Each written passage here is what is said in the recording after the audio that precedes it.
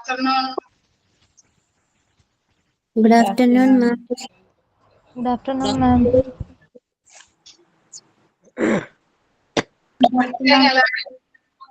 എടുത്തതുവരെ പഠിച്ചിട്ടുണ്ടാ?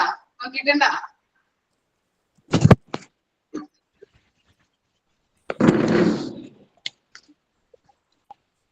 CSSD process ഒന്ന് പറയാൻ പറ്റുമോ? എന്തെങ്കിലും എന്താണ് അവിടെ നടക്കുന്നതെന്നുള്ളത് അറിയില്ല.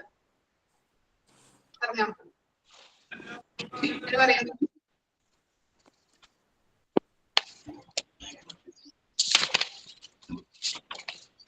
സോണിയ പറയോ? സോണിയ ആന്റണി. മിസ്സേ, ഒരു മിനിറ്റ് മിസ്സേ. സാവധാനം മതി.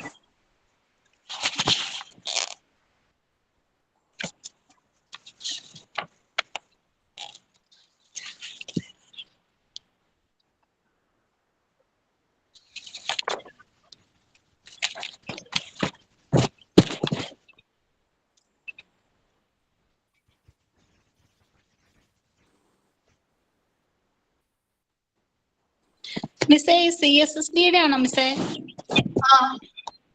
ജനറൽ CSSD പ്രോസസ് തന്നെ.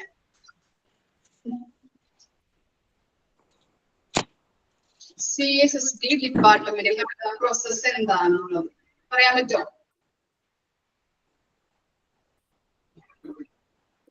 മിസ്സേ, എന്റെ നോട്ട്സ് ഇല്ല മിസ്സേ. മിസ്സേ, ഞാൻ പറയാം. ഡിസൈനിന്റെ കൺസെപ്റ്റ് അല്ലേ? പറഞ്ഞോ. CSSD നടക്കുന്ന പ്രോസസ് എന്തൊക്കെയാണ് അവിടെ ചെയ്യണെന്നുള്ളത് പറഞ്ഞാൽ മതി, ജസ്റ്റ് ചെറുതാക്കിയിട്ട്. ഓക്കെ, അതിന് 3 സോൺസ് ഉണ്ട്. Soiled zone, clean zone and sterile zone. First വന്നാണ് സോയിൽഡ് സോൺ. സോയിൽഡ് സോൺ എന്ന് പറയുമ്പോൾ നമ്മുടെ ആ എക്യുപ്മെന്റ്സും കാര്യങ്ങളും ഓപ്പറേഷൻ തിയേറ്ററിൽ നിന്നൊക്കെ കൊണ്ടുവന്ന് വന്ന ആ ഒരു ഇതാണ്. അതായത് അത് ഡേർട്ടി ആയിരിക്കും, മലിനമായിട്ടുള്ളതായിരിക്കും. ദെൻ നെക്സ്റ്റ് സോണിലേക്ക്, ക്ലീൻ സോണിലേക്ക് ചെല്ലുമ്പോൾ അതിലുള്ള ബ്ലഡും കാര്യങ്ങളൊക്കെ പറ്റി പിടിച്ചിരിക്കുന്നതൊക്കെ ക്ലീൻ ചെയ്യും. അതിനുശേഷം അത് സ്റ്റെറൈൽ സോണിലേക്ക് കൊണ്ടുപോകും. അവിടെയാണ് ബാക്ടീരിയനെയൊക്കെ അണുവിമുക്തമാക്കി കളയുന്ന സോണാണ് സ്റ്റെറൈൽ സോണ്. ഈ സോണിന്റെ ഒക്കെ ഇടയിൽ ബാരിയേഴ്സ് കൊടുത്തിട്ടുണ്ട്. അതെന്തിനാന്ന് വെച്ച് കഴിഞ്ഞാൽ ഈ എക്യുപ്മെന്റ്സ് അങ്ങോട്ടും ഇങ്ങോട്ടും മിക്സ് ആവാതിരിക്കാൻ വേണ്ടിയാണ് അങ്ങനെ ഒരു ബാരിയേഴ്സ് വെച്ച് ഇത് തിരിച്ചിരിക്കുന്നത്, 3 സെപ്പറേറ്റ് ചെയ്തിരിക്കുന്നത്. ഓക്കെ അല്ലേ? ഇത്ര വരെ എല്ലാവർക്കും ഡൗട്ട് ഒന്നുമില്ലല്ലോ? ഓക്കെ അല്ലേ? ഇനി സർജിക്കൽ സൈറ്റ് ഇൻഫെക്ഷൻ എന്ന് പറഞ്ഞില്ലേ, അതെന്താ? സർജറി ചെയ്യുന്ന ഭാഗത്തുണ്ടാവുന്ന ഇൻഫെക്ഷനെയാണ് സർജിക്കൽ സൈറ്റ് ഇൻഫെക്ഷൻ എന്ന് പറയുന്നത് കേട്ടോ. ഓക്കെ, അതും കൂടി ഒന്ന് ഓർത്ത് വയ്ക്കുക കേട്ടോ. ഇത്രയും കാര്യങ്ങള് ഡിസൈൻ ഓഫ് CSSD വരെയും കറക്റ്റ് അല്ലേ? മനസ്സിലാവാത്തവരൊന്നുമില്ലല്ലോ? ഡൗട്ട് ഉണ്ടോ വല്ലതും? നെക്സ്റ്റ് പോർഷനിലോട്ട് പോട്ടെ മിസ്. ഓക്കെ, മ്യൂട്ട് ചെയ്യണേണ്ട മിസ്. എന്തെങ്കിലും ഡൗട്ട് ഉണ്ടെങ്കിൽ ചോദിച്ചാൽ മതി.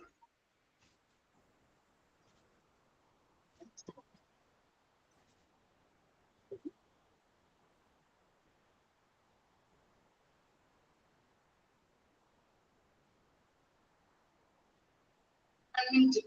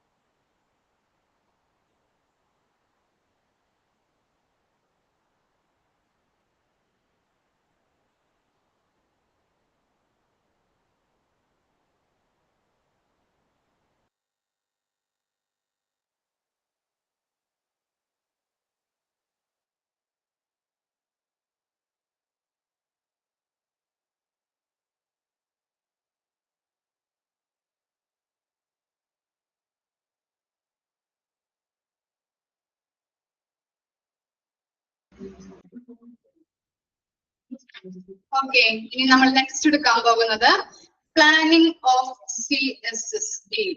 പ്ലാനിങ്ങിനെ കുറിച്ചാണ് നോക്കാൻ പോകുന്നത്.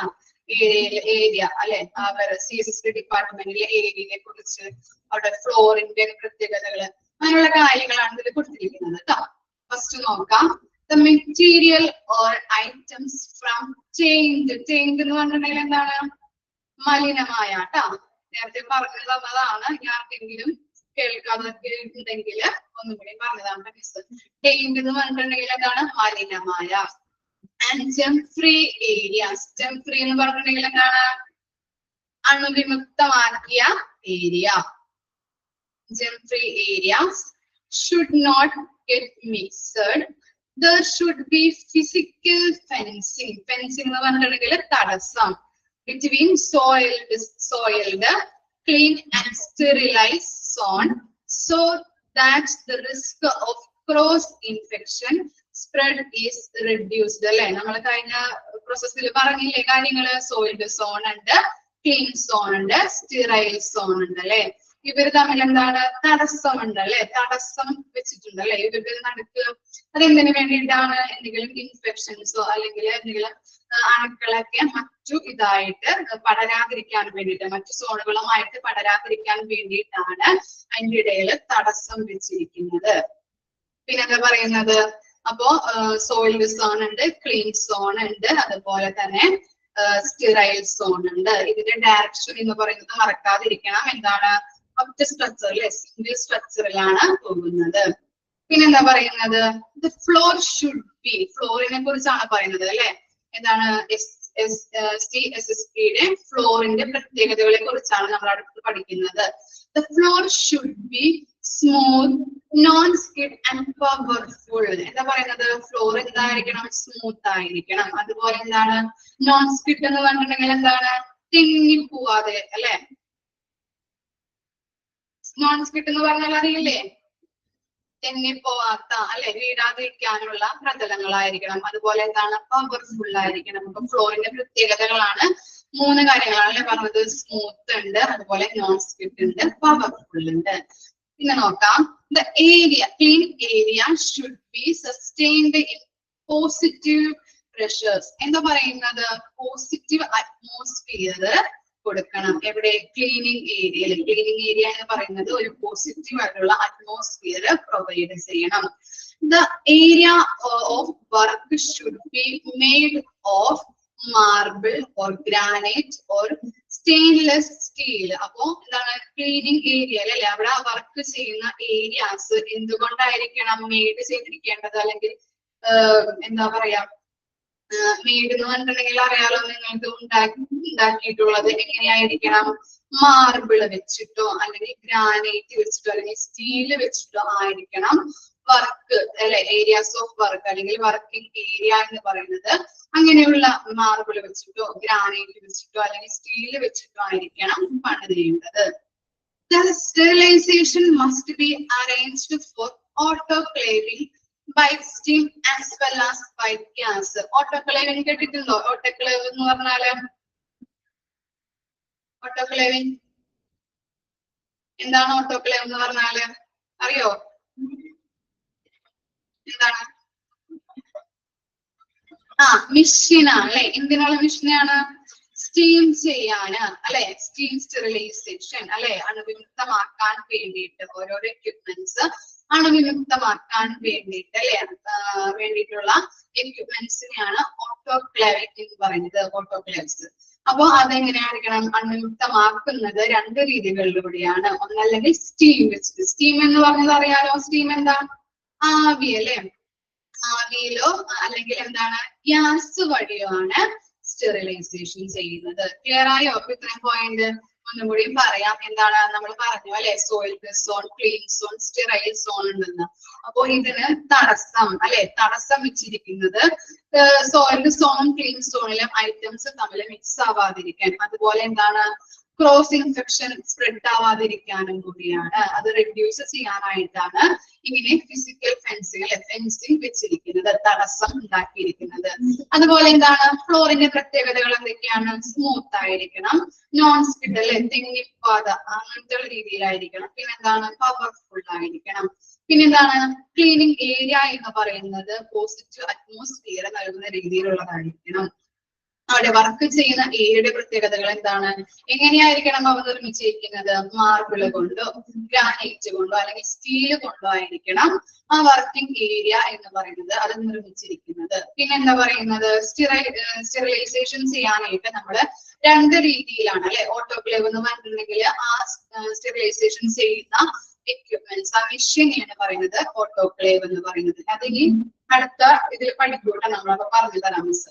അപ്പോ എന്താണ് ഇങ്ങനെ സ്റ്റെറിലൈസേഷൻ ചെയ്യുന്നത് 2 രീതിയിലാണ്. ഒന്നല്ലെങ്കിൽ എന്താണ് സ്റ്റീം വെച്ചിട്ടായിരിക്കാം, അല്ലെങ്കിൽ എന്താണ് ഗ്യാസ് വഴിയും സ്റ്റെറിലൈസേഷൻ ചെയ്യുന്നുണ്ട്. ക്ലിയർ ആയോ ഉത്തരം പറഞ്ഞത്? ഓക്കെ ആണോ ക്വസ്റ്റ്യൻ? ഓക്കെ, ഇനി എന്താണ് പഠിക്കുന്നത്? Work flow of CSSD important ആണ് കേട്ടോ. വർക്ക് ഫ്ലോ ഫസ്റ്റ് നോക്കാം. ആ ഏരോ മാർക്കുകൾ ശ്രദ്ധിക്കുക കേട്ടോ, എങ്ങോട്ടൊക്കെയാണ് പോകണേന്നുള്ളത്. കുറെ കൊടുത്തിട്ടുണ്ട്, അപ്പോ മാറിപ്പോകരുത് അങ്ങോട്ടും ഇങ്ങോട്ടും. ഫസ്റ്റ് എന്താണ്? റിസീപ്റ്റ് അല്ലെ. റിസീപ്റ്റ് എന്താ പറയുന്നത്? ഓരോ ഡിപ്പാർട്ട്മെന്റിലും നമ്മൾ എന്ത് ചെയ്യുന്നുണ്ട്? കുറെ ഡിപ്പാർട്ട്മെന്റ് ഉണ്ടല്ലേ ഹോസ്പിറ്റലിന്. അപ്പോ അതാത് ഡിപ്പാർട്ട്മെന്റിൽ നമ്മള് ഓരോ ഇൻസ്ട്രുമെന്റ്സ് റിസീവ് ചെയ്യുന്നുണ്ട്. എവിടേക്ക്? CSDക്ക് അല്ലെ. സപ്പോർട്ടിംഗ് ഡിപ്പാർട്ട്മെന്റ് ആണ് ഹോസ്പിറ്റലിന്റെ എന്ത്? CSSD എന്ന് പറഞ്ഞാല്. അവിടേക്ക് എന്ത് ചെയ്യുന്നുണ്ട്? ഓരോ ഡിപ്പാർട്ട്മെന്റിനും ഐറ്റംസ് നമ്മള് റിസീവ് ചെയ്യുന്നുണ്ട്. അതാണ് റിസീപ്റ്റ് എന്ന് പറയുന്നത്. ക്ലിയർ ആയോ? ഫസ്റ്റ് ക്വസ്റ്റ്യൻ റിസീപ്റ്റ് എന്നതുകൊണ്ട് മനസ്സിലായോ? റിസീപ്റ്റ് എന്താണെന്ന്? ഓരോ ഇൻസ്ട്രുമെന്റ്സും അല്ലെ, ഓരോ ഡിപ്പാർട്ട്മെന്റിനും നമ്മൾ ഇൻസ്ട്രുമെന്റ്സ് സ്വീകരിക്കുന്നതിനെയാണ് നമ്മൾ റിസീപ്റ്റ് എന്ന് പറയുന്നത്. ഇനി നെക്സ്റ്റ് എന്താണ്? റിസീപ്റ്റ് കഴിഞ്ഞാൽ വരുന്നത് എന്താണ്? റിൻസിങ്. റിൻസിങ് എന്താണ്? റിൻസിങ് വാഷ് ചെയ്യുക അല്ലെ. വാഷ് ചെയ്യുന്നത്. നമ്മൾ ഓരോ ഐറ്റംസും റിസീവ് ചെയ്തതിനു ശേഷം എന്ത് ചെയ്യുന്നുണ്ട്? വാഷ് ചെയ്യുന്നു. റിൻസിങ് എന്ന് പറഞ്ഞാല് വാഷ് ചെയ്യുക. ക്ലിയർ ആയില്ലേ? എന്താ പറയുന്നത്? നെക്സ്റ്റ് വാഷ് ചെയ്തതിനു ശേഷം എന്ത് ചെയ്യുന്നുണ്ട്? ക്ലീനിങ് നടത്തുന്നുണ്ട് അല്ലെ. ഓരോ എക്യുപ്മെന്റ്സും ചിലപ്പോ ഓപ്പറേഷൻ തിയേറ്ററിൽ നിന്നൊക്കെ വരുന്ന എക്യുപ്മെന്റ്സ് ആണെങ്കിൽ അവിടെ എന്തുണ്ടാവും? ബ്ലഡിന്റെ കറകൾ ഉണ്ടാവും. അതുപോലെ ചിലപ്പോ ചില എന്തെങ്കിലുമൊക്കെ ഇങ്ങനെ പച്ചപ്പിടിച്ചിരിക്കുന്നുണ്ടാവും അല്ലെ ഓരോ എക്യുപ്മെന്റ്സിൽ. അപ്പൊ അതൊക്കെ എന്ത് ചെയ്യുന്നുണ്ട്? ക്ലീൻ ആക്കുന്നുണ്ട്. അപ്പോ ക്ലീൻ ചെയ്യുന്നതിന് വേണ്ടിയിട്ട് ചിലപ്പോ ചെറിയ എക്യുപ്മെന്റ്സ് ഉണ്ടാവും, അതിപ്പോ അതിന്റെ പല പല സൈസിലുള്ള എക്യുപ്മെന്റ്സുകളും ഉണ്ടാവും. അപ്പൊ അതിനെ പറ്റിയ പലതരത്തിലുള്ള ബ്രഷുകള് അതുപോലെ ഡിറ്റർജന്റുകളൊക്കെ യൂസ് ചെയ്തിട്ടാണ് ഓരോ എക്യുപ്മെന്റ്സും ക്ലീൻ ചെയ്തെടുക്കുന്നത്. മനസ്സിലായോ? ഓരോ ഡിപ്പാർട്ട്മെന്റിൽ നിന്ന് വരുന്ന എക്യുപ്മെന്റ്സ് പല സൈസിലുള്ളതായിരിക്കാം. ചിലപ്പോ ചെറുതായിരിക്കാം, ചിലപ്പോ മിഡിൽ ടൈപ്പ് ആയിരിക്കാം, ചിലപ്പോ ഇത്തിരി വലുതായിരിക്കാം. അപ്പൊ അങ്ങനെയുള്ള പല സൈസിലുള്ള എക്യുപ്മെന്റ്സ് വരുമ്പോ ആ എക്യുപ്മെന്റ്സ് ക്ലീൻ ചെയ്യുന്നതിന് വേണ്ടിയിട്ട് പല സൈസിലുള്ള ബ്രഷുകൾ വേണം അല്ലെ. ആ ബ്രഷുകൾ യൂസ് ചെയ്യുന്നുണ്ട്. അതുപോലെ എന്താണ് ഡിറ്റർജന്റുകൾ വെച്ചിട്ടും എന്ത് ചെയ്യുന്നുണ്ട്? ക്ലീൻ ചെയ്തെടുക്കുന്നുണ്ട്. അപ്പോ 3 കാര്യങ്ങൾ മനസ്സിലായില്ലേ? റിസീപ്റ്റ് എന്താണ്? സ്വീകരിക്കുന്നു. അതിനുശേഷം റിൻസ് ചെയ്യുന്നു അല്ലെ, റിൻസിങ് ചെയ്യുന്നു അല്ലെ, വാഷ് ചെയ്യുന്നുണ്ട്. പിന്നെ എന്താണ്? പല എക്യുപ്മെന്റ്സും ഡിറ്റർജന്റുകളും അതുപോലെ പലതരത്തിലുള്ള പല സൈസിലുള്ള ബ്രഷുകൾ ഉപയോഗിച്ചിട്ട് ക്ലീൻ ചെയ്തെടുക്കുന്നുണ്ട്. അതിനുശേഷം എന്താണ്? ഡ്രൈയിങ് അല്ലെ, ഉണക്കുന്നുണ്ട്. ഡ്രൈയിങ് എന്ന് പറഞ്ഞാൽ എന്താണ്? ഉണക്കുക. അതിനുശേഷം എന്താണ്? Checking and assembling. എന്തൊക്കെയാണ് ചെക്കിംഗ് ചെയ്യുക അല്ലെ. ഏത് ഡിപ്പാർട്ട്മെന്റിൽ നിന്നാണ് ഈ ഇൻസ്ട്രുമെന്റ്സ് വന്നിരിക്കുന്നത്, എത്ര എണ്ണമാണ് വന്നിരിക്കുന്നത്, അങ്ങനെയുള്ള കാര്യങ്ങൾ ചെക്ക് ചെയ്തിട്ട് ട്രേയിൽ എന്ത് ചെയ്യും? ട്രേ അറിയാലോ നിങ്ങൾക്ക്. ട്രേയിൽ എന്ത് ചെയ്യുന്നുണ്ട്? അസംബിൾ ചെയ്ത് വെക്കുന്നുണ്ട്. അപ്പൊ ഡ്രൈയിങ് കഴിഞ്ഞതിന് ശേഷം അസംബിൾ ചെയ്യുന്നുണ്ട് അല്ലെ. ഇവിടെ എങ്ങനെയാണ്? ചെക്ക് ചെയ്തതിനു ശേഷം ട്രേയില് അസംബിൾ ചെയ്ത് വെക്കുന്നു. അതിനുശേഷം എന്താണ്? സ്റ്റെറിലൈസേഷൻ അല്ലെ. സ്റ്റെറിലൈസേഷൻ എന്ന് പറഞ്ഞിട്ടുണ്ടെങ്കിൽ അറിയാലോ, അണുവിമുക്തമാക്കാനായിട്ട് കൊണ്ടുപോകുന്നു. സ്റ്റെറിലൈസേഷൻ ചെയ്തതിനു ശേഷം ലേബലിംഗ് നടത്തുന്നുണ്ട് അല്ലെ. ലേബലിംഗ് എന്ന് പറഞ്ഞാൽ എന്താണ്? അപ്പോ എന്താണ്? എന്നാണ് സ്റ്റെറിലൈസേഷൻ ചെയ്തത്, ഡേറ്റുകൾ അല്ലെ. ഇപ്പൊ ഇന്ന ദിവസമാണ് ഈ എക്യുപ്മെന്റ്സ് സ്റ്റെറിലൈസേഷൻ ചെയ്തത്. ഇനി സ്റ്റെറിലൈസേഷൻ ചെയ്ത ശേഷം എത്ര ദിവസം വരെ ഇത് ആ ഡിപ്പാർട്ട്മെന്റിൽ യൂസ് ചെയ്യാം, എത്ര ദിവസം വരെ യൂസ് ചെയ്യാം? ചിലപ്പോ ഒരാഴ്ച വരെ, അല്ലെങ്കിൽ ചിലപ്പോ 2 ആഴ്ച വരെ. അങ്ങനെയുള്ള എത്ര ദിവസം വരെ യൂസ് ചെയ്യാമെന്നുള്ളതും അവിടെ ലേബൽ ചെയ്ത് വെക്കുന്നുണ്ട്. അതാണ് ലേബലിംഗ് എന്ന് പറയുന്നത്. ലേബലിംഗ് മനസ്സിലായോ? എന്നാണ് ലേബൽ ചെയ്തത്, അല്ല എന്നാണ് ഇത് സ്റ്റെറിലൈസേഷൻ ചെയ്തത്, അണുവിമുക്തമാക്കിയത് ഏത് ഡേറ്റിനാണ്, ഇനി ഈ ഡേറ്റ് മുതൽ എത്ര ദിവസം വരെ നമ്മൾക്ക് സ്റ്റെറിലൈസേഷൻ ചെയ്ത ഈ എക്യുപ്മെന്റ്സ് യൂസ് ചെയ്യാം എന്നുള്ളതും ലേബല് ചെയ്ത് വെക്കുന്നുണ്ട്. അതാണ് ലേബലിംഗ്. ക്ലിയർ ആയോ? ലേബലിംഗ് ഓക്കെ ആണോ? ഇനി എന്താ നെക്സ്റ്റ് വരുന്നത്? എന്താണ്? സ്റ്റോറേജ്. സ്റ്റോർ ചെയ്യുന്നു.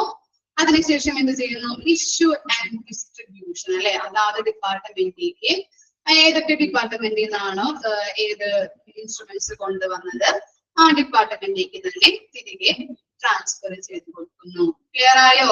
വർക്ക് ഫ്ലോ ഫസ്റ്റ് ഒന്നും കൂടിയും പറയാം. എന്താണ്? റിസീപ്റ്റ്, അല്ലെ? ഓരോരോ ഡിപ്പാർട്ട്മെന്റിൽ നിന്ന് നമ്മൾ എന്ത് ചെയ്യുന്നുണ്ട്? ഇൻസ്ട്രുമെന്റ്സ് ഒക്കെ സ്വീകരിക്കുന്നു. അതിനുശേഷം എന്ത് ചെയ്യുന്നുണ്ട്? വാഷ് ചെയ്യുന്നു, റിൻസ് ചെയ്യുന്നു. അതുപോലെ എന്താണ് പറയുന്നത്? ക്ലീനിങ്, അല്ലെ? ചിലപ്പോ വലിയ എക്യുപ്മെന്റ്സ് ഉണ്ടാവാം, ചിലപ്പോ ചെറിയ എക്യുപ്മെന്റ്സ് ഉണ്ടാവാം. അതിന് പറ്റിയ ബ്രഷുകൾ, അല്ലെ? വലിയ രീതിയിലുള്ളതും ചെറിയ രീതിയിലുള്ളതും ബ്രഷുകളൊക്കെ യൂസ് ചെയ്ത്, അതുപോലെ എന്താണ്? ഡിറ്റർജന്റ് കഴുകാനായിട്ട്, അല്ലെ? ക്ലീൻ ചെയ്യാനായിട്ട് ഡിറ്റർജന്റും ആവശ്യമാണ്. അപ്പൊ ഡിറ്റർജന്റ് യൂസ് ചെയ്തുകൊണ്ട് ക്ലീൻ ചെയ്യുന്നു. അതിനുശേഷം അത് ഉണക്കാൻ വെക്കുന്നു. അതിനുശേഷം എന്താണ്? ചെക്ക് ചെയ്യുന്നു, അല്ലെ? ഏതൊക്കെ ഡിപ്പാർട്ട്മെന്റിൽ നിന്നാണ് ഏതൊക്കെ ഇൻസ്ട്രുമെന്റ്സ് കൊണ്ടുവന്നിരിക്കുന്നത് അങ്ങനെ ചെക്ക് ചെയ്ത് ട്രേയില് അസംബിൾ ചെയ്ത് വെക്കുന്നു. പിന്നെ സ്റ്റെറിലൈസേഷൻ ചെയ്യുന്നു. അതിനുശേഷം ലേബലിംഗ് ചെയ്യുന്നു, അല്ലെ? എന്നാണ് സ്റ്റെറിലൈസേഷൻ ചെയ്തത്, ഏത് തൊട്ട് ഏത് ദിവസം വരെ നമ്മൾക്ക് സ്റ്റെറിലൈസേഷൻ ചെയ്ത എക്യുപ്മെന്റ്സുകൾ യൂസ് ചെയ്യാം എന്നുള്ളതും ലേബൽ ചെയ്ത് വെച്ച് സ്റ്റോറേജ് ചെയ്യുന്നു. അതിനുശേഷം അതാത് ഡിപ്പാർട്ട്മെന്റിലേക്ക് ഡിസ്ട്രിബ്യൂഷൻ നടത്തുന്നു. ക്ലിയർ ആണോ? വർക്ക് ഫ്ലോ ക്ലിയർ ആണോ? ഓക്കെ.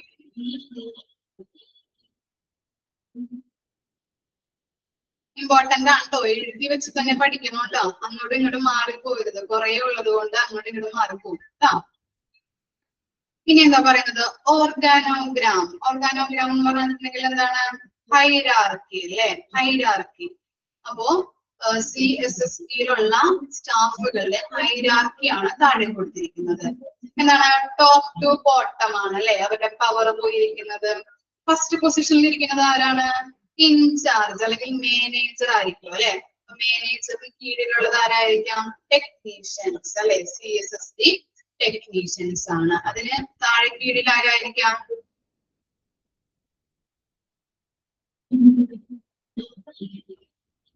എന്താ മോളെ നസീഫ് എന്താ പറഞ്ഞത്?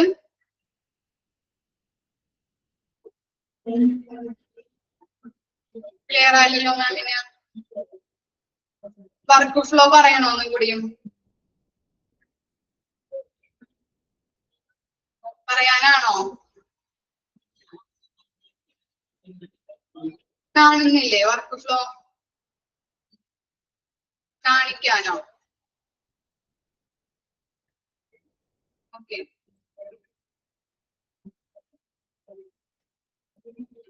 നെക്സ്റ്റിലോട്ട് പൊക്കോട്ടെ. ഓർഗാനോഗ്രാം ആണ് അടുത്തത് പറയുന്നത്.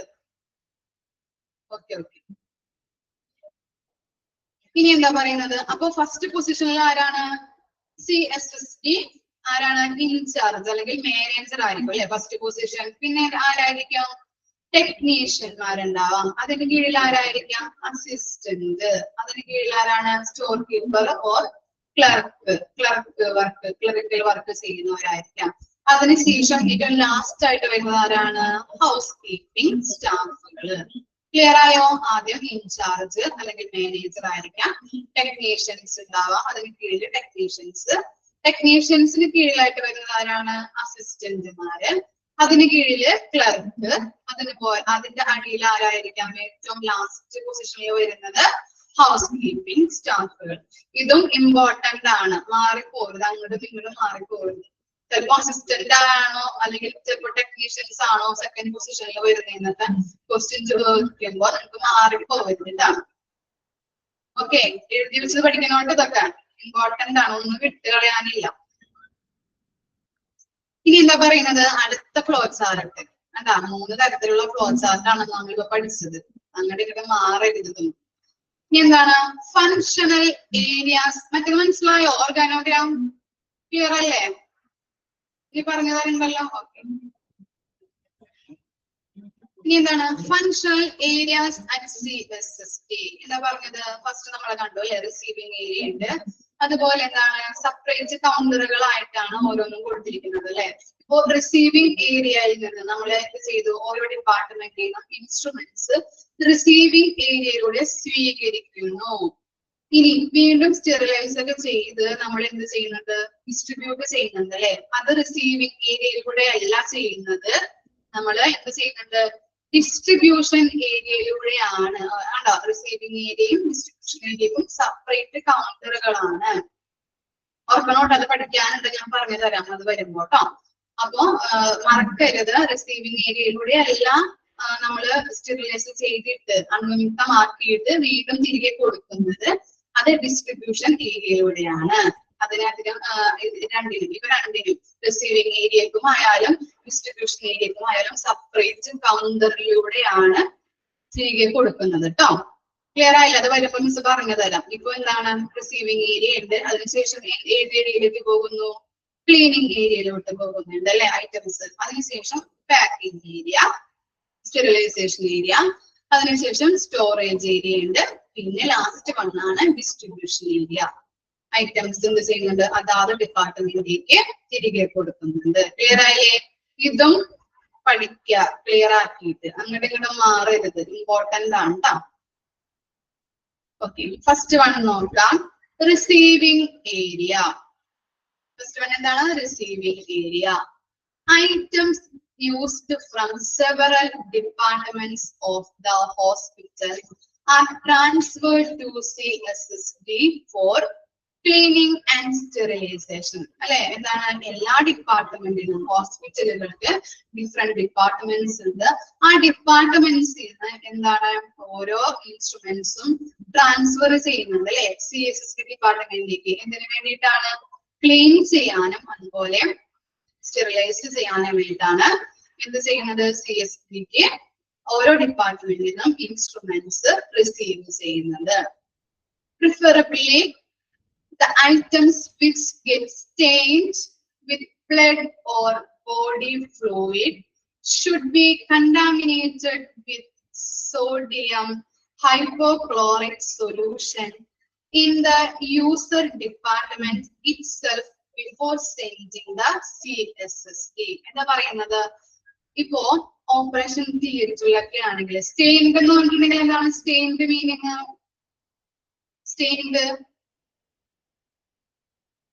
സ്റ്റെയിൻഡ് എന്ന് പറഞ്ഞാൽ എന്താണ്?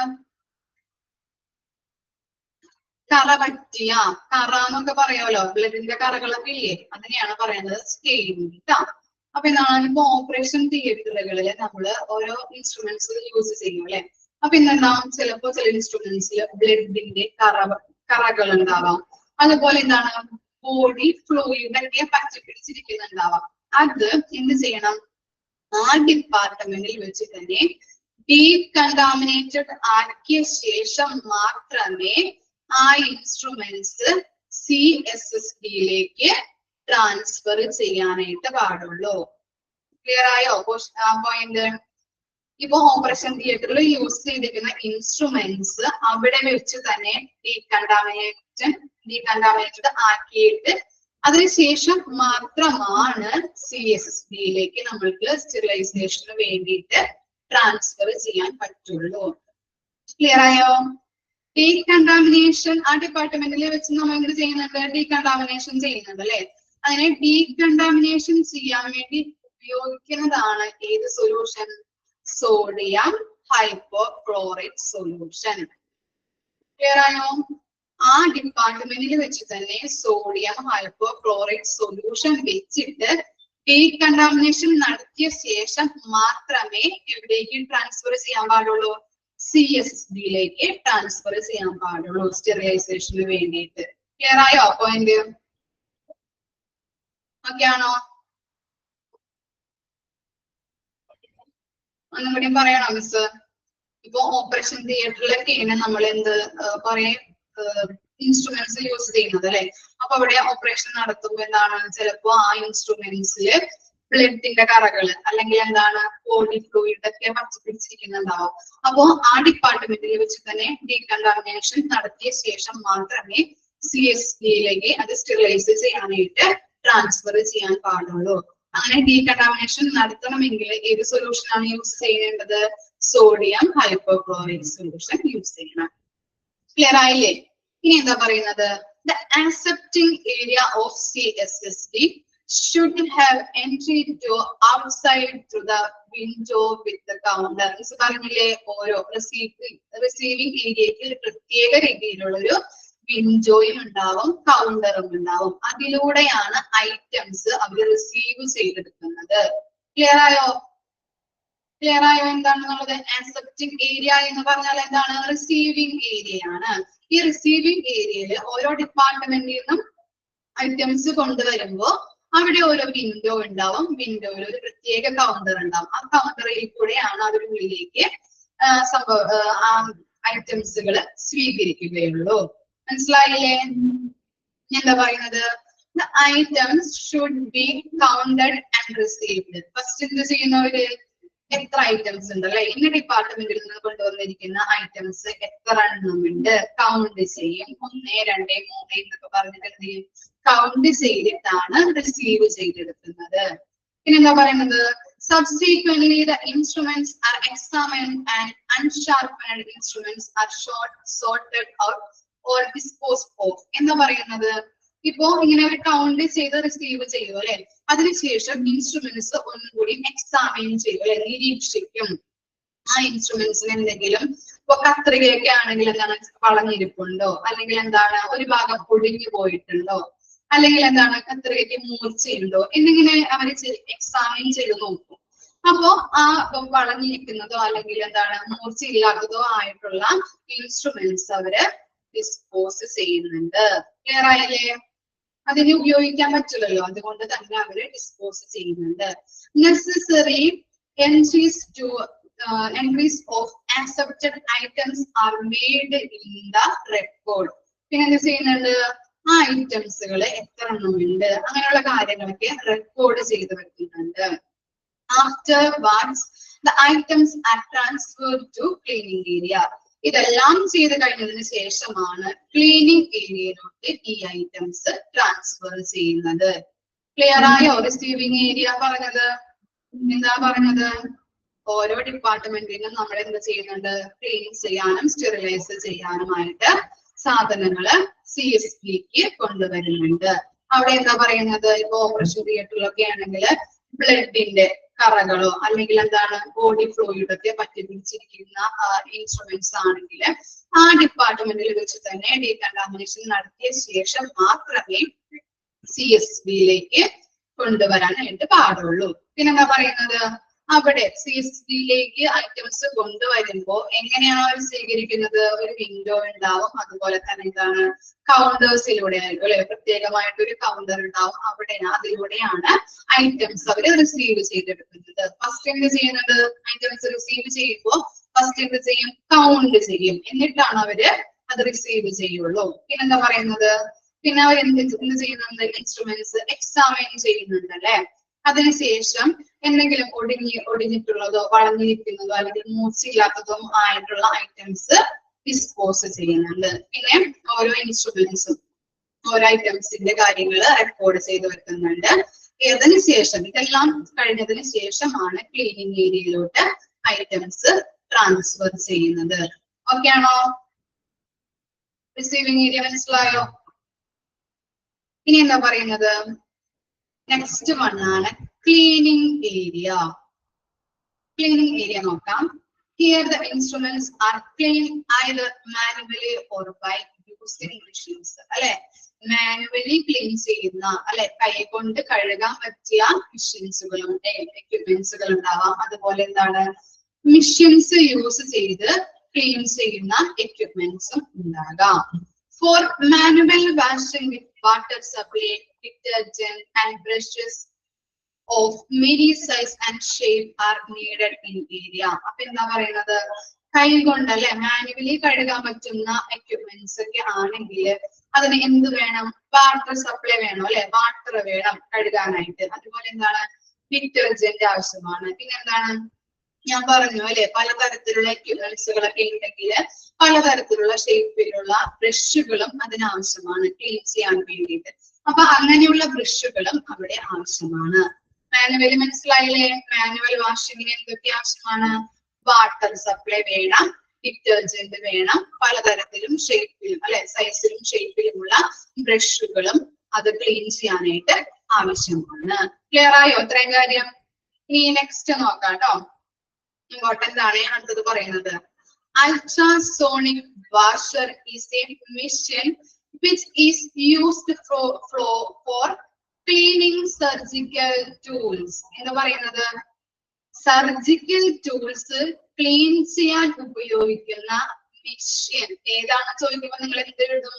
Ultrasonic washer. ഇമ്പോർട്ടന്റ് ആണ് കേട്ടോ. വണ്ടിയിൽ വരച്ചു വെക്കാം, പഠിക്കാനുണ്ട് ഇതിനകത്ത് കേട്ടോ. ഓരോ ലൈനും പഠിക്കാനുണ്ട്. അപ്പൊ അൾട്രാസോണിക് വാഷർ എന്ന് പറഞ്ഞിട്ടുണ്ടെങ്കിൽ എന്താണ്? സർജിക്കൽ ടൂൾസ് ക്ലീൻ ചെയ്യാൻ വേണ്ടി ഉപയോഗിക്കുന്ന മെഷീനാണ്. ക്ലിയർ ആയില്ലേ?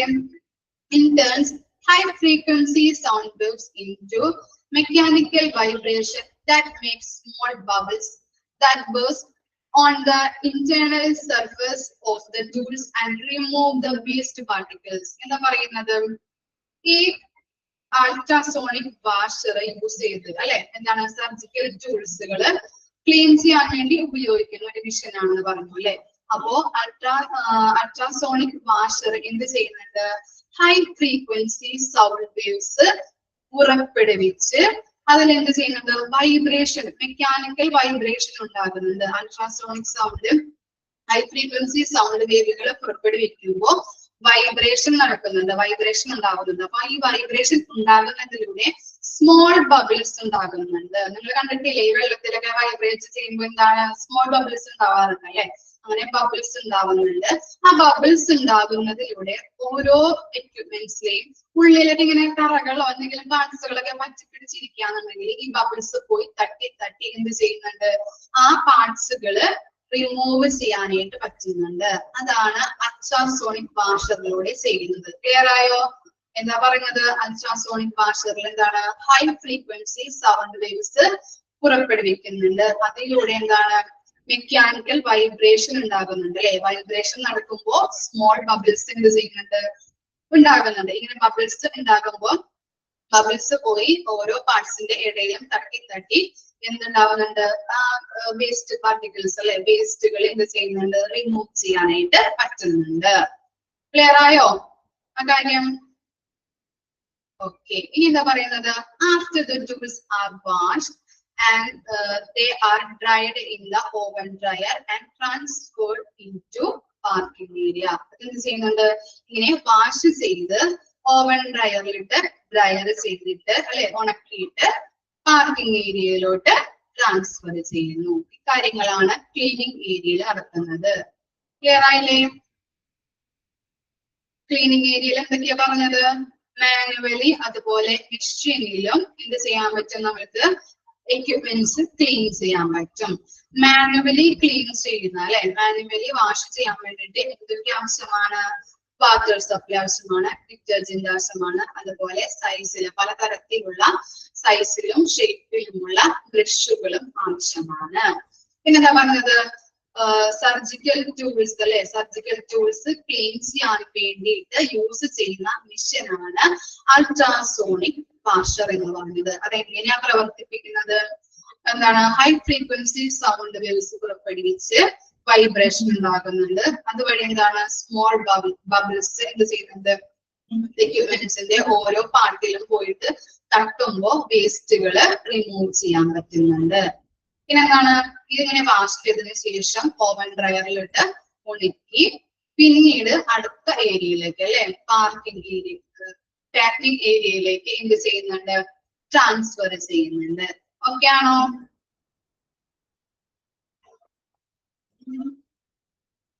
ഓക്കെ. ഒന്ന് വായിച്ചു നോക്കിയേ. രണ്ട് റിസീവിംഗ് ഏരിയയും ക്ലീനിങ് ഏരിയയും ഒന്ന് വായിച്ചു നോക്കട്ടോ.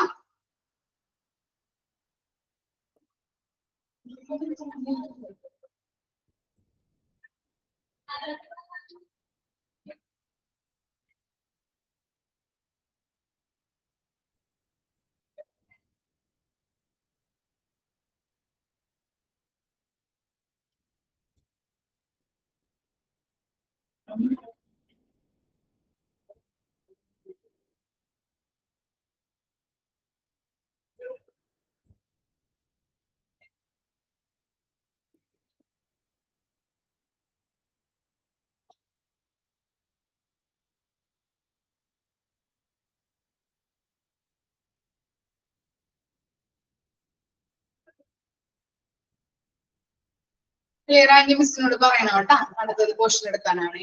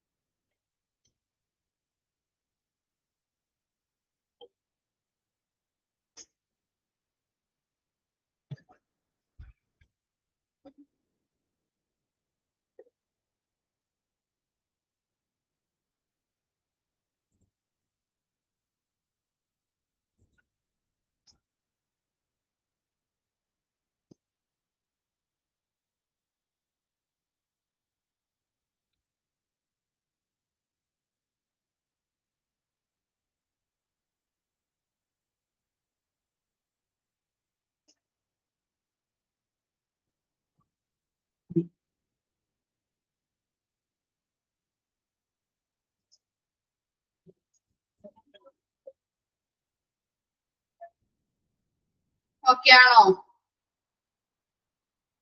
ക്ലിയർ ആണ്, ഡൗട്ടൊന്നുമില്ല. ഓക്കെ, നെക്സ്റ്റ് എടുക്കട്ടെ കേട്ടോ മിസ്. ഇനി തേർഡ് ഏരിയ ആണ് പാക്കിംഗ് ഏരിയ. ഫസ്റ്റ് നോക്കാം. Clean and dried instruments are packed before sterilization so that they are not stained while handling after they are sterilized. എന്താ പറയുന്നത്? പാക്കിംഗ് അല്ലെ, സ്റ്റെറിലൈസേഷൻ എന്താണ്? ബിഫോർ സ്റ്റെറിലൈസേഷൻ, സ്റ്റെറിലൈസേഷന് മുമ്പ് എന്ത് ചെയ്തിരിക്കണം? പാക്ക് ചെയ്തിരിക്കണം. എന്താ പറയുന്നത്? അങ്ങനെ സ്റ്റെറിലൈസേഷന് മുമ്പ് പാക്ക് ചെയ്യാനായിട്ട് പറയുന്നത് എന്താ കാരണം?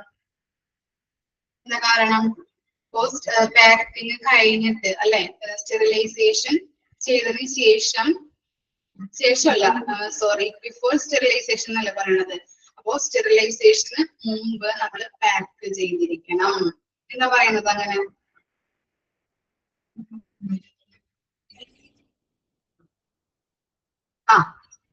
ടെസ്റ്റ് ആവാതിരിക്കാൻ. പിന്നെ എന്തെങ്കിലും പറയാൻ പറ്റുമോ? എന്തെങ്കിലും കമന്റ് എഴുതാം ആർക്കെങ്കിലും? Very good. കയ്യിലെ ജെംസ് അല്ലെ, എന്തെങ്കിലും അണുക്കളൊക്കെ എന്താണ് വീണ്ടും നമ്മള് സ്റ്റെറിലൈസേഷൻ ചെയ്തതിന് ശേഷം നമ്മൾ കയ്യിൽ എന്തെങ്കിലും ഇൻസ്ട്രുമെന്റ്സ് ഒക്കെ മുട്ടിയിട്ടുണ്ടെങ്കിൽ നമ്മുടെ ശരീരത്തിൽ അണുക്കൾ എന്ത് ചെയ്യുന്നുണ്ട്? അതിലേക്ക് പകരാനായിട്ടുള്ള സാധ്യതയുണ്ട് അല്ലെ, കയ്യിലുള്ളതൊക്കെ എടുത്തു വെക്കുമ്പോൾ. അപ്പോ എന്താണ്? അതാണ് പറയുന്നത് സ്റ്റെറിലൈസേഷൻ ബിഫോർ സ്റ്റെറിലൈസേഷൻ. സ്റ്റെറിലൈസേഷൻ മുമ്പ് പാക്ക് ചെയ്യേണ്ടതുണ്ട് എന്ത്? ഇൻസ്ട്രുമെന്റ്സ്. ഓക്കെ അല്ലേ? പിന്നെ എന്താ പറയുന്നത്? So that they are not. Okay പറഞ്ഞു.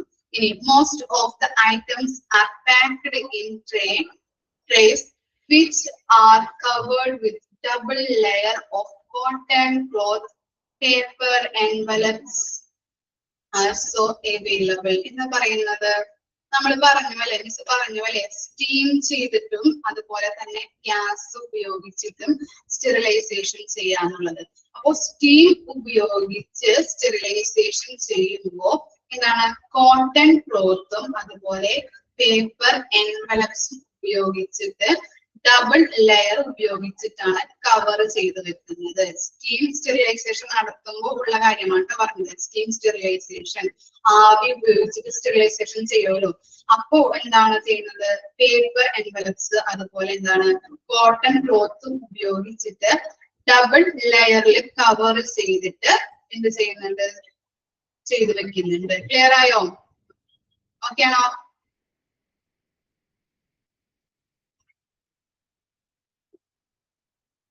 ഓക്കെ ആണോ? അത് സ്റ്റീം ഉപയോഗിച്ച് സ്റ്റീം സ്റ്റെറിലൈസേഷൻ ചെയ്യുമ്പോൾ ഉള്ള കാര്യമാണ് പറഞ്ഞത് കേട്ടോ. സ്റ്റീം സ്റ്റെറിലൈസേഷൻ ചെയ്യുമ്പോൾ പേപ്പർ എൻവലപ്സ് അതുപോലെ കോട്ടൺ ക്ലോത്തുകൾ ഉപയോഗിച്ച് ഡബിൾ ലെയറിലാണ് കവർ ചെയ്ത് വെക്കുന്നത്. ക്ലിയർ ആയോ? ഇനി എന്താ പറയുന്നത്? നെക്സ്റ്റ് നോക്കിയേ, ETO സ്റ്റെറിലൈസേഷൻ. നെക്സ്റ്റ് നമ്മൾ പഠിക്കുന്നുണ്ട്, അപ്പൊ പറഞ്ഞു തരാം. ETO sterilization. അങ്ങനെ ചെയ്യുമ്പോൾ ETO sterilization ചെയ്യുമ്പോൾ ഗ്യാസ് ഉപയോഗിച്ചിട്ടാണ്. നമുക്ക് കെമിക്കൽ ഗ്യാസ് സ്റ്റെറിലൈസേഷൻ ആണ് ETO sterilization എന്ന് പറയുന്നത്. അപ്പൊ ഗ്യാസ് ഉപയോഗിച്ച് സ്റ്റെറിലൈസ് ചെയ്യുമ്പോൾ എന്താണ്, പ്ലാസ്റ്റിക് ബാഗുകളിലാണ് ഇവ കവർ ചെയ്ത് വെക്കുന്നത്, ഐറ്റംസ് കവർ ചെയ്ത് വെക്കുന്നത്. മോർ ഇഫക്റ്റീവ് ബട്ട് കോസ്റ്റ്ലി ആണ് അല്ലെ. മോർ ഇഫക്റ്റീവ് ആണ് സ്റ്റെറിലൈസേഷൻ ചെയ്യുമ്പോൾ, അത് നല്ല രീതിയിലുള്ള ഇഫക്റ്റീവ് ആണ്, ബട്ട് എന്താണ്, ഭയങ്കര കോസ്റ്റ്ലി ആയിരിക്കും ETO sterilization. ETO sterilization ചെയ്യുന്നത് കെമിക്കൽ ഗ്യാസ് യൂസ് ചെയ്തുകൊണ്ടാണ് ETO sterilization ചെയ്യുന്നത്. അത് പ്ലാസ്റ്റിക് ബാഗുകളിലായിരിക്കും ഐറ്റംസ് കവർ ചെയ്ത് വെക്കുന്നത്. ഇതെന്താണ് ETO sterilization എന്ന് പറയുന്നത്, മോർ ഇഫക്റ്റീവ് ആയിരിക്കും ബട്ട് കോസ്റ്റ്ലി ആയിരിക്കും. അപ്പോ സ്റ്റീം സ്റ്റെറിലൈസേഷൻ ഉണ്ട്, ETO sterilization ഉണ്ട് അല്ലെ. അല്ലെങ്കിൽ കെമിക്കൽ ഗ്യാസ് ഉപയോഗിച്ച് സ്റ്റെറിലൈസ് ചെയ്യുന്നതിനാണ് ETO sterilization എന്ന് പറയുന്നത്. അപ്പൊ രണ്ട് രീതിയിലും സ്റ്റെറിലൈസ് ചെയ്യാം. നമ്മൾ നേരത്തെ മുമ്പ് പഠിച്ചില്ലേ, സ്റ്റീം ഉപയോഗിച്ചും ഗ്യാസ് ഉപയോഗിച്ചും ചെയ്യാം. അങ്ങനെ സ്റ്റീം ഉപയോഗിച്ച് എങ്ങനെയാണ് സ്റ്റെറിലൈസ് ചെയ്യുമ്പോൾ എന്താണ്, പേപ്പർ എൻവലപ്സ്, കോട്ടൺ ക്ലോത്ത്സ്, ഇവ രണ്ടും ഉപയോഗിച്ചിട്ട് എന്ത് ചെയ്യും, ഡബിൾ ലെയറിൽ കവർ ചെയ്ത് ഐറ്റംസ് കവർ ചെയ്ത് വെക്കുന്നു. പിന്നെന്താ പറഞ്ഞത്, ETO sterilization chemical gas use ചെയ്തിട്ടാണ് ETO sterilization ചെയ്യുന്നത്. അത് മോർ ഇഫക്റ്റീവ് ആണ്, ബട്ട് എന്താണ്, ഭയങ്കര കോസ്റ്റ്ലി ആണ്. പിന്നെന്താ, പ്ലാസ്റ്റിക് ബാഗുകളിലായിരിക്കും ഐറ്റംസ് കവർ ചെയ്ത് വെക്കുന്നത്. ക്ലിയർ ആയോ? സ്റ്റീം സ്റ്റെറിലൈസേഷനും ETO sterilization എന്ന് പറഞ്ഞത് ഓക്കെ ആണോ? ഡൗട്ട് ഉണ്ടോ?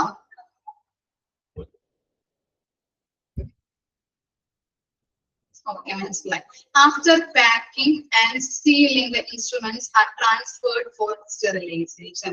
എന്നിട്ട് എന്ത് ചെയ്യുന്നുണ്ട്, പാക്ക് ചെയ്ത് സീൽ ചെയ്തു അല്ലെ, സീലിംഗ് ചെയ്തിട്ടാണ് നെക്സ്റ്റ് സ്റ്റെറിലൈസേഷൻ ഏരിയയിലേക്ക് ഐറ്റംസ് ട്രാൻസ്ഫർ ചെയ്യുന്നത്. അപ്പൊ എന്താണ്, പാക്കിംഗ് ഏരിയയിൽ പറഞ്ഞാൽ എന്താണ്, സ്റ്റെറിലൈസേഷൻ അല്ലെ, ബിഫോർ സ്റ്റെറിലൈസേഷന് മുൻപ് എന്ത് ചെയ്യണം, ഐറ്റംസ് പാക്ക് ചെയ്ത് വെക്കണം. അങ്ങനെ പറയുന്നത് എന്തുകൊണ്ടാണ്, നമ്മുടെ കൈകളിലെ അല്ലെ, കൈകളിലെ ജെംസിലെ അണുക്കളൊക്കെ എന്താണ് ഇതിലേക്ക്, ഈ ഇൻസ്ട്രുമെന്റ്സിലേക്ക് പകരാതിരിക്കാൻ വേണ്ടിയിട്ടാണ് സ്റ്റെറിലൈസേഷന് മുൻപ് ഐറ്റംസ് പാക്ക് ചെയ്ത് വെക്കണം എന്ന് പറയുന്നത്.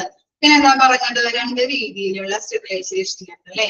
സ്റ്റീം സ്റ്റെറിലൈസേഷൻ ഉണ്ട്, ETO sterilization ഉണ്ട്. സ്റ്റീം സ്റ്റെറിലൈസേഷൻ ചെയ്യുമ്പോൾ ഐറ്റംസ് എങ്ങനെയാണ് കവർ ചെയ്യുന്നത്, പേപ്പർ എൻവലപ്സ് അതുപോലെ കോട്ടൺ ക്ലോത്ത്സും ഉപയോഗിച്ച് ഡബിൾ ലെയറിലാണ് ഐറ്റംസ് കവർ ചെയ്ത് വെക്കുന്നത്. പിന്നെ എന്താ പറഞ്ഞത്, ETO sterilization chemical gas use ചെയ്തുകൊണ്ട്. നെക്സ്റ്റ് നമുക്ക് പഠിക്കാനുള്ള ടോപ്പിക് പറഞ്ഞു തരാം ക്ലിയർ ആക്കിയിട്ട്. അപ്പോ എന്താണ് ETO sterilization എന്ന് പറഞ്ഞത്, കെമിക്കൽ ഗ്യാസ് യൂസ് ചെയ്തുകൊണ്ടാണ് സ്റ്റെറിലൈസ് ചെയ്യുന്നത്. അവിടെ എങ്ങനെയായിരിക്കാം, ഈ സ്റ്റെറിലൈസേഷൻ എന്ന് പറയുന്നത് മോർ ഇഫക്റ്റീവ് ആണ്, അതുപോലെ കോസ്റ്റ് കൂടുതലാണ്. പ്ലാസ്റ്റിക് ബാഗുകളിലാണ് ഐറ്റംസ് കവർ ചെയ്ത് വെക്കുന്നത്. ഇതിനുശേഷം ഐറ്റംസ് എന്ത് ചെയ്യുന്നു, സീൽ ചെയ്തിട്ട് നെക്സ്റ്റ് സ്റ്റെറിലൈസേഷൻ ഏരിയയിലേക്ക് ഐറ്റംസ് ട്രാൻസ്ഫർ ചെയ്യുന്നു. ക്ലിയർ ആയോ? പാക്കിംഗ് ഏരിയ ഓക്കെ ആണോ? ഓക്കെ.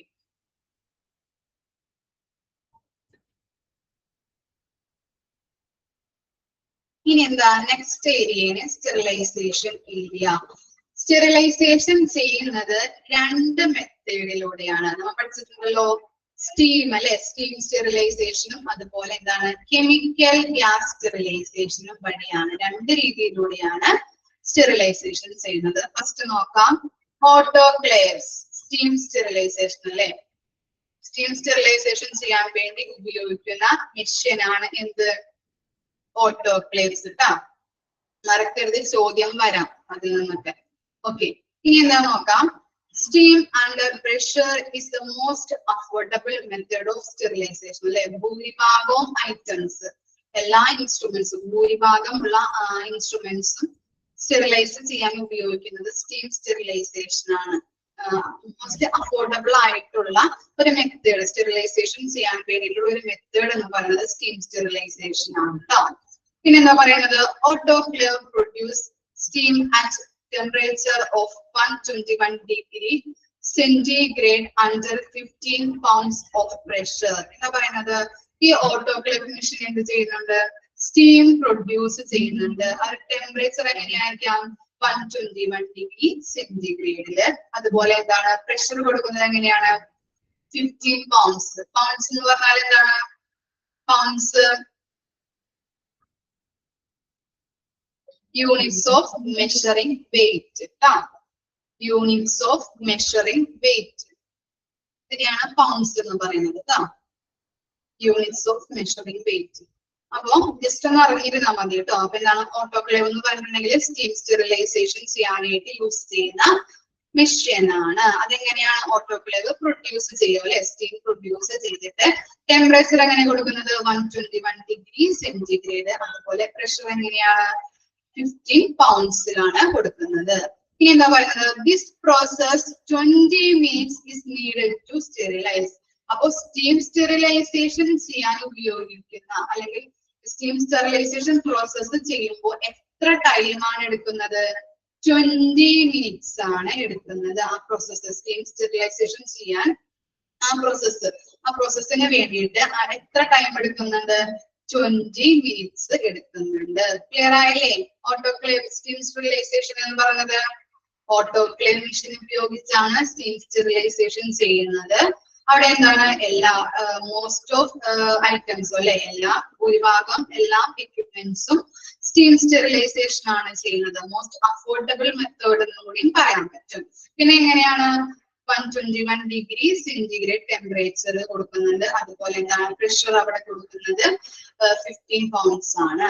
ജസ്റ്റ് ഒന്ന് അറിഞ്ഞിരുന്നാൽ മതി. പിന്നെ എന്താ ഇമ്പോർട്ടന്റ് ആയിട്ടുള്ളത്? എന്താണ് ഈ പ്രോസസ് നടക്കുമ്പോൾ എത്ര ടൈമാണ് ഈ പ്രോസസ്സിംഗ് സ്റ്റീം സ്റ്റെറിലൈസേഷൻ ചെയ്യാനായിട്ട് എത്ര ടൈമാണ് വേണ്ടി വരുന്നത്? 20 minutes. ഓക്കെ. ഈ നെക്സ്റ്റ് പഠിക്കുമ്പോഴും ഇതുപോലെ അവേഴ്സും കാര്യങ്ങളൊക്കെ പഠിക്കണം. അപ്പൊ മറന്നു പോരുത്, അങ്ങോട്ട് ഇങ്ങോട്ട് മാറിപ്പോകരുത് കേട്ടോ. ഓക്കെ ആണോ? ഓട്ടോക്ലേവ് സ്റ്റീം സ്റ്റെറിലൈസേഷൻ ഡൗട്ട് ഉണ്ടോ? ഇല്ല. ഇനി എന്താ പറഞ്ഞത്? ഇനി നെക്സ്റ്റ് ആണ് നമ്മൾ പറയുന്നത് കെമിക്കൽ ഗ്യാസ് സ്റ്റെറിലൈസേഷൻ അല്ലെ? ETO. ലൈൻ ഓക്സൈഡ് മെഷീൻ ആണ് ഇതിന് യൂസ് ചെയ്യുന്നത്. കെമിക്കൽ ഗ്യാസ് സ്റ്റെറിലൈസേഷന് യൂസ് ചെയ്യുന്നത് എന്താണ്? ETO മെഷീൻ ആണ്. ETO. എന്താ പറയുന്നത്? This method is primarily used for heat responsive and moisture responsive materials like cardiac catheters, plastic items and endoscopy. എന്താ പറഞ്ഞത്? ഗ്യാസ് അല്ലെ? കെമിക്കൽ ഗ്യാസ് സ്റ്റെറിലൈസേഷൻ ചെയ്യാൻ വേണ്ടി ഉപയോഗിക്കുന്ന ആ എക്യുപ്മെന്റ്സുകൾ ഏതൊക്കെയായിരിക്കാം? കത്തീറ്റർ അറിയാലോ, പഠിച്ചിട്ടുണ്ടല്ലോ നമ്മള്. കാർഡിയാക് കത്തീറ്റർ അറിയില്ലേ? സ്മോൾ പ്ലാസ്റ്റിക് ടൈനി ട്യൂബ് ആണ് അല്ലെ? അതുപോലെ ഇതാണ് പ്ലാസ്റ്റിക് ഐറ്റംസ്. എൻഡോസ്കോപ്പി അല്ലെ? എൻഡോസ്കോപ്പി ചെയ്യാൻ ഉപയോഗിക്കുന്ന ഐറ്റംസുകളൊക്കെയാണ് കെമിക്കൽ ഗ്യാസ് വഴി സ്റ്റെറിലൈസേഷൻ നടത്തുന്നത്. ഓക്കെ. ഈ ഇപ്പോ കത്തീറ്റർ അല്ലെങ്കിൽ പ്ലാസ്റ്റിക് ഐറ്റംസ് ഒക്കെ സ്റ്റീം സ്റ്റെറിലൈസേഷൻ ചെയ്യാനായിട്ട് യൂസ് ചെയ്യാൻ പറ്റോ? ഇല്ല. കാരണം എന്താണ്? സ്റ്റീം അല്ലെ? ആവി അടിക്കുമ്പോ എന്താണ്? അത് ഉരുകി പോവാനായിട്ടുള്ള സാധ്യതകളുണ്ട്. അതുകൊണ്ടാണ് കെമിക്കൽ ഗ്യാസ് സ്റ്റെറിലൈസേഷൻ നടത്തുന്നത്. എന്തൊക്കെയാണ്? കത്തീറ്റർ, പ്ലാസ്റ്റിക് ഐറ്റംസ്, എൻഡോസ്കോപ്പി പോലുള്ള സാധനങ്ങൾ, എക്യുപ്മെന്റ്സുകളൊക്കെയാണ് ഗ്യാസ് സ്റ്റെറിലൈസേഷൻ അല്ലെ? കെമിക്കൽ ഗ്യാസ് സ്റ്റെറിലൈസേഷൻ ഉപയോഗിക്കുന്നത്. പിന്നെന്താ പറയുന്നത്? നമ്മൾ പഠിച്ചിട്ടുണ്ട് it is A costly machine. നമ്മൾ നേരത്തെ പഠിച്ചില്ലേ? എന്താണ് കെമിക്കൽ ഗ്യാസ് സ്റ്റെറിലൈസേഷൻ ചെയ്യുന്നത് അല്ലെ? ആ മെഷീൻ എന്താണ്? വളരെ കോസ്റ്റ്ലി ആണ്. And uses poisonous gas used to which it is necessary to make sure these items are to be free of gas molecules before using them on the patient. എന്താ പറയുന്നത്? Poisson gas ആണ് ഇതിന് use ചെയ്യുന്നത്. Poisonous gas ആണ് use ചെയ്യുന്നത്. അപ്പോ പേഷ്യന്റിന് sterilisation ചെയ്തിട്ട് പേഷ്യന്റിനെ use ചെയ്യുമ്പോൾ ഈ ഗ്യാസിന്റെ എന്തെങ്കിലും അംശങ്ങള് അതിൽ പറ്റിയിരിക്കുന്നുണ്ടോ അല്ലെങ്കിൽ ഗ്യാസിന്റെ എന്തെങ്കിലും അംശങ്ങൾ ഉണ്ടോ എന്ന് ചെക്ക് ചെയ്തതിന് ശേഷം മാത്രമേ പേഷ്യന്റിനെ യൂസ് ചെയ്യാനായിട്ട് പാടുള്ളൂ. ക്ലിയർ ആയോ? ഇപ്പോ കത്തീറ്റർ അല്ലെങ്കിൽ പ്ലാസ്റ്റിക് ഐറ്റംസ് ഒക്കെയാണ് നമ്മൾ എന്ത് ചെയ്യാം? ഈ കെമിക്കൽ ഗ്യാസ് സ്റ്റെറിലൈസേഷൻ ചെയ്യുന്നത് അല്ലെ? ഇവ ഒന്നും കൂടിയും ചെക്ക് ചെയ്യണം. പേഷ്യൻസിന് യൂസ് ചെയ്യുമ്പോൾ ഒന്നും കൂടിയും ചെക്ക് ചെയ്യണം. എന്തുകൊണ്ടാണ്? പോയിസണസ് ഗ്യാസ് ആണ് ഇതിന് യൂസ് ചെയ്യുന്നത്. അപ്പൊ ഗ്യാസിന്റെ എന്തെങ്കിലും മോളിക്കുലേഴ്സ് അംശങ്ങള് അല്ലെ, ഗ്യാസ് മോളിക്കുലേഴ്സിന്റെ എന്തെങ്കിലും അംശങ്ങളൊക്കെ ഉണ്ടോ എന്ന് ചെക്ക് ചെയ്തതിനു ശേഷം അല്ലെ, ഇല്ല എന്ന് ഉറപ്പ് വരുത്തിയതിനു ശേഷം മാത്രമേ പേഷ്യൻസിന് അത് യൂസ് ചെയ്യാനായിട്ട് പാടുള്ളൂ. ക്ലിയർ ആയോ? അത് ഓക്കെ ആണോ? പോയിന്റ് മനസ്സിലായോ? ഇനി എന്താ പറയുന്നത്? Last point, the entire cycle may take up to 8 to 12 hours. അവിടെ ഗ്യാസ് അല്ലെ, കെമിക്കൽ ഗ്യാസ് സ്റ്റെറിലൈസേഷന് വേണ്ടി വരുന്ന ടൈം എത്രയാണ് പറയുന്നത്? 8 to 12 hours. അപ്പൊ കൂടുതൽ നേരം നമ്മൾ സ്റ്റെറിലൈസ് ചെയ്യാനായിട്ട് യൂസ് ചെയ്യേണ്ടി വരും അല്ലെ. അപ്പൊ മോസ്റ്റ് അഫോർഡബിൾ ആയിട്ടുള്ള, ടൈം കുറവായാലും അതുപോലെ തന്നെ എല്ലാ മോസ്റ്റ് ഓഫ് ദി എക്യുപ്മെന്റ്സും അഫോർഡബിൾ ആയിട്ട് സ്റ്റെറിലൈസ് ചെയ്യാനായിട്ട് ഉപയോഗിക്കുന്നത് എന്തായിരിക്കും? സ്റ്റെറിലൈസേഷൻ ആയിരിക്കും, സ്റ്റീം സ്റ്റെറിലൈസേഷൻ ആയിരിക്കും. പിന്നെ ഇവിടെ യൂസ് ചെയ്യുന്നത് അല്ലെ പ്രത്യേക ആയിട്ടുള്ള ഐറ്റംസുകളാണ് അല്ലെ. കെമിക്കൽ ഗ്യാസ് സ്റ്റെറിലൈസേഷൻ യൂസ് ചെയ്യുന്നത് ഏതൊക്കെയാണ്? കാർഡിയാക് കത്തീറ്റർ, പ്ലാസ്റ്റിക് ഐറ്റംസ് അല്ലെ. സ്റ്റീം സ്റ്റെറിലൈസേഷന് ഇത് യൂസ് ചെയ്തിട്ടുണ്ടെങ്കിൽ അതാണ് ഉരുകി പോകാനുള്ള സാധ്യതകളുണ്ട്. അതുകൊണ്ട് തന്നെയാണ് കെമിക്കൽ ഗ്യാസ് വഴി സ്റ്റെറിലൈസേഷൻ ചെയ്യുന്നത്. കത്തീറ്റർ, അതുപോലെ പ്ലാസ്റ്റിക് ഐറ്റംസ്, അങ്ങനെയുള്ള ഐറ്റംസുകളാണ് കെമിക്കൽ ഗ്യാസ് സ്റ്റെറിലൈസേഷൻ നടത്തുന്നത്. അതെന്താണ് പറയുന്നത്? അതിന്റെ ടൈം എത്രയാ പറയുന്നത്? 8 to 12 hours ആണ്. പിന്നെന്താ പറയുന്നത്? മോർ കോസ്റ്റ്ലി അല്ലെ, മെഷീൻ വളരെ വിലപിടിപ്പുള്ള കോസ്റ്റ്ലി മെഷീൻ ആണ്. ക്ലിയർ ആയോ ഇത്രയും കാര്യം? ഓക്കെ ആണോ? ഡൗട്ട് എന്തെങ്കിലും ഉണ്ടോ? ഓക്കെ, എല്ലാം മനസ്സിലായി. ഇത്ര വരെ മനസ്സിലായി? ഇത്ര വരെ മിസ് എടുക്കുന്നുള്ളൂ ടൈം. ഈ നെക്സ്റ്റ് നാളെ എടുക്കാം. ഇത്ര വരെ ക്ലിയർ ആണോ? ഡൗട്ട് എന്തെങ്കിലും ഉണ്ടോ? ഓക്കെ ആണ്.